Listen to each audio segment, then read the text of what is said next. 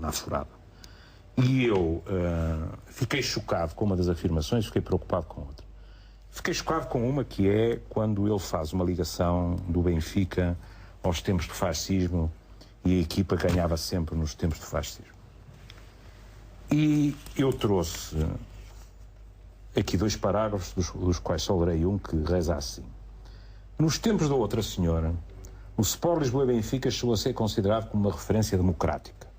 Um oásis onde coexistiam vozes de todas as origens políticas e em que algumas figuras notórias da oposição ao Estado Novo chegaram a ser membros dos órgãos sociais do clube. Isto, como provavelmente alguns de vocês sabem, foi uma entrevista ao Record do Dr. Alfredo Barroso.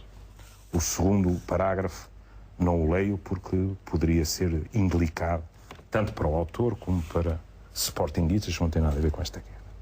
Vamos devagarinho a isto.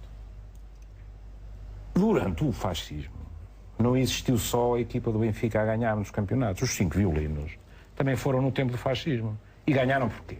Porque eram bons. Eu ainda me lembro de ir com o meu pai ver uma equipa maravilhosa do Futebol Clube do Porto, com Gastão, com Monteiro da Costa, com Pedrota e tal, e que também ganharam. E depois, na década de 60, nós tivemos uma equipa do Benfica que tinha Eusébio, Coluna, Águas, e ganhava, pois ganhava. Era muito difícil não ganhar.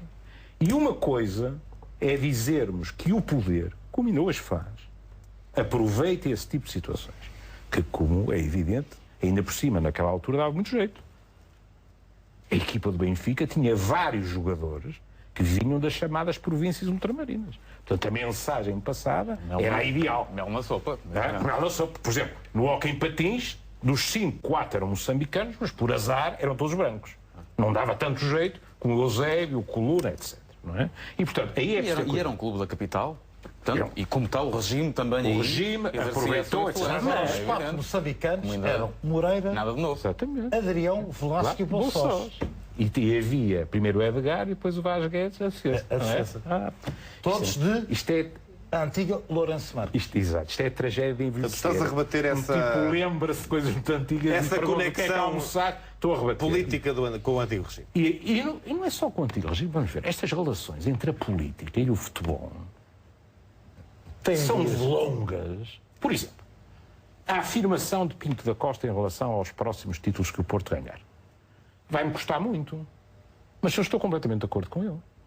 Houve, por exemplo, autarcas nesta cidade que, na minha opinião, estavam demasiado colados ao Futebol Clube do Porto. Mas neste momento há um autarca que teve atitudes com vitórias do Futebol Clube do Porto que eu considero inconcebíveis. Completamente inconcebíveis.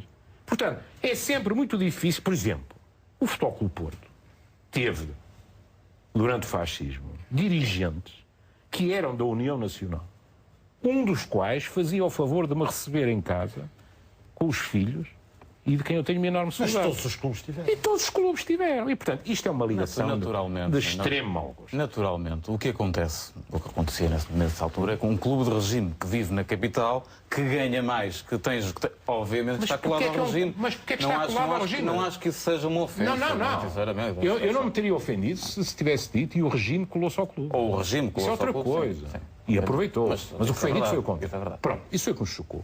O que me assustou é outra coisa. É que eu quero dizer que já aqui, por 2 ou 3 vezes no passado, e o meu anti-benfiquismo militante, que é notório, mas tenho uma consciência histórica, é que a questão que o Benfica é o clube do regime, isso não é verdade. O Benfica tinha eleições disputadas.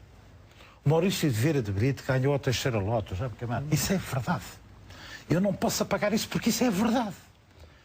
Onde se processavam eleições era no Benfica. Este é um dado.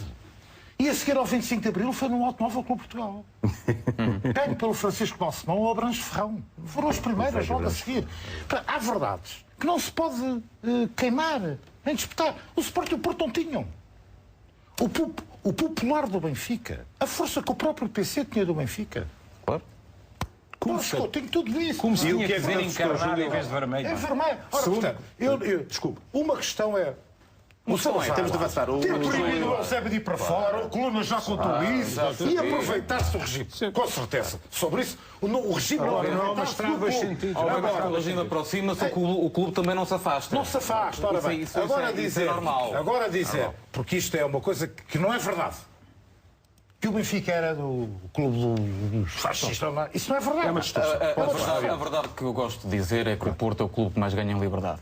E apesar disso... Isso não tem nada a ver com o outro. É bonito dizer.